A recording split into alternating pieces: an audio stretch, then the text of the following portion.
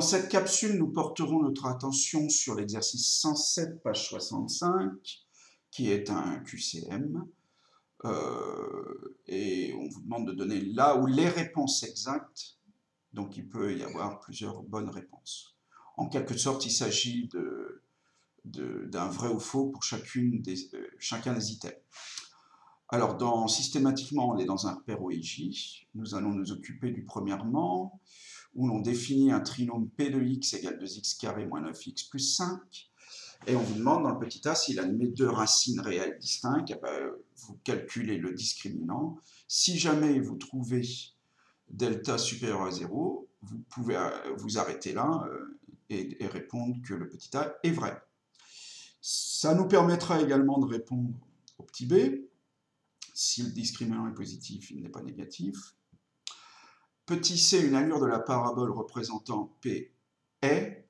Alors là, il faut bien se rappeler que les fonctions polynômes du second degré sont représentées par des paraboles et les branches de ces paraboles sont tournées vers le haut lorsque le petit a du polynôme du second degré ax carré plus bx plus c est positif et tourné vers le bas lorsque petit a est négatif. Là, ce n'est pas incompatible avec la parabole qui nous concerne, puisque petit a égale 2, je vous laisse conclure.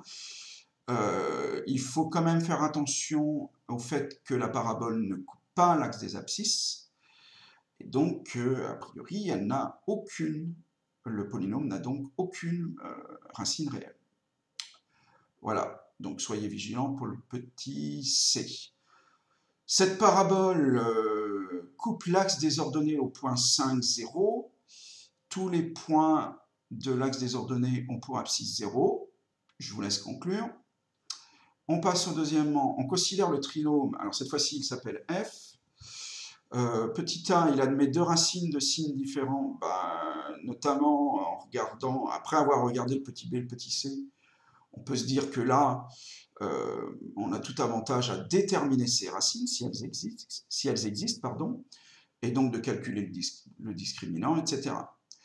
Une fois qu'on aura calculé le discriminant et les racines éventuelles, on verra si elles sont l'une positive, l'une négative, et s'il faut répondre vrai ou faux au petit a. Pour le petit b, comme j'aurai a priori déterminé les deux racines, si elles existent, il me restera à appliquer la formule générale de factorisation dans ce cas de polynôme du second degré, de la forme facteur de x moins x1, facteur de x moins x2, où le petit a est le a de ax carré plus bx plus c, et x1, x2, les éventuelles deux racines. Pour le petit c, soyez vigilants, parce que c'est pas parce que vous répondez vrai au petit b que le petit c sera faux. Il est possible que la forme factorisée du petit c soit strictement identique à celle du petit b, à vous de voir si c'est le cas. Dans le petit d, une allure de la parabole représentant g est, écoutez, vous appliquez les mêmes arguments que je vous ai donnés tout à l'heure par rapport aux branches tournées vers le haut, vers le bas, et puis éventuellement le fait qu'il y ait deux racines de signes différents, ce qui n'est pas le cas sur ce graphique-là, puisque les deux points d'intersection entre la parabole et l'axe des abscisses ont des abscisses positives. Je vous laisse avec cela. Le troisièmement, on considère les paraboles P1 et P2 d'équation, je ne les dis pas. Leurs branches sont tournées vers le haut, à vous de conclure avec les éléments que je vous ai donnés précédemment. Elles n'ont aucun point d'intersection, et petit c, elles ont deux points d'intersection. Alors là, il faut, selon toute vraisemblance, rechercher les points d'intersection. Comment faire? Vous prenez les deux termes, les deux trinômes du second degré, membres de droite, dans les équations de P1 et de P2. Vous les égalisez, ça vous donne une équation du second degré. Et puis, vous la résolvez. Alors, il est possible qu'on ait besoin du discriminant ou pas. Petit d, elle coupe l'axe des ordonnées au même point. Là, ça serait le cas si l'image de 0 dans chacun des cas avait la même valeur. Bon, les petits c sont les mêmes. Je vous laisse conclure.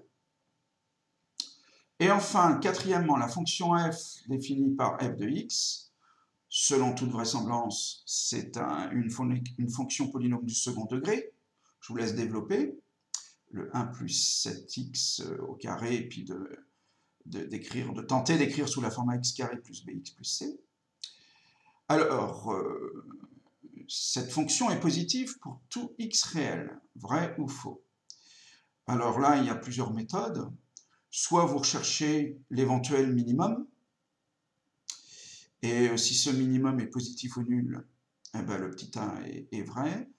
Soit vous cherchez un contre-exemple. Si jamais, pour un x donné, vous trouvez que f de x est négatif, ben, le petit a, l'affirmation petit a est donc fausse. Le petit b, la fonction f est négative pour tout x appartenant à moins 1/7, 0. Alors là, il serait peut-être intéressant d'avoir le tableau de variation de la fonction f de x. Je vous laisse l'établir. Et petit c, la fonction f est strictement négative pour tout x réel. Il est fort probable que le travail ou les travaux effectués dans pour les questions précédentes vous permettent de répondre directement à cette question. Et ainsi que le petit d admet un maximum négatif. Alors là, ça serait la situation où la fonction admettrait un maximum. Il vous faudrait calculer l'ordonnée de ce maximum, l'ordonnée du point où est obtenu ce maximum, pardon, et donc de servir du fait que l'abscisse du maximum ou d'un minimum d'une fonction polynomiale du second degré est moins b sur 2a. Voilà, merci d'avoir suivi cette capsule. À très bientôt.